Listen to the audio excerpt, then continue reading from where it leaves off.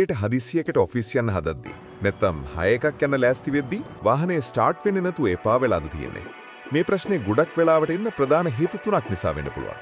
එක්ක ඔයාරි spark plug එක, battery එක, නැත්තම් එයා ෆිල්ටර් එක. පළවෙනි දේ තමයි ස්පාර්ක් ප්ලග් එක. ප්ලග් එකේ කාබන් බැඳලා හරි, ගැප් එක වැඩි වෙලා හරි තිබ්බොත් උදේට හරියට කරන්ට් එක දෙන්නේ නැහැ. ඒ නිසා ඔරිජිනල් ප්ලග් එකක් දැම්මනම් වැඩේ ගොඩ. දෙවෙනි දේ තමයි බැටරි ටර්මිනල්ස්. ටර්මිනල්ස් වල කිඩිය බැඳලා තිබ්බොත් කරන්ට් එක හරියට පාස් වෙන්නේ නැහැ. පොඩ්ඩක් උණු වතුර දාලා ඒ ටික සුද්ධ කරලා බලන්න. නැත්තම් බැටරි ලයිෆ් එක චෙක් කරගන්න. තුන්වෙනි දේ තමයි එයා ෆිල්ටර් එක. ෆිල්ටර් එකේ දූවිලි පිරিলা නම් එන්ජිමට ඕන කරන වාතය හරියට එන්නේ නැහැ. මේ ටික හරියට චෙක් කළොත් උදේට 1 ස්ටාර්ට් තමයි. ඔයාට ඕන කරන ඕනෑම ඔරිජිනල් ස්පෙයා පාර්ට් එකක් අඩු මිලට ගන්න අපි ගාවට එන්න. මේ වගේ තවත් ටිප්ස් දැනගන්න දැන්ම අපිව සබ්ස්ක්‍රයිබ් කරලා තියාගන්න.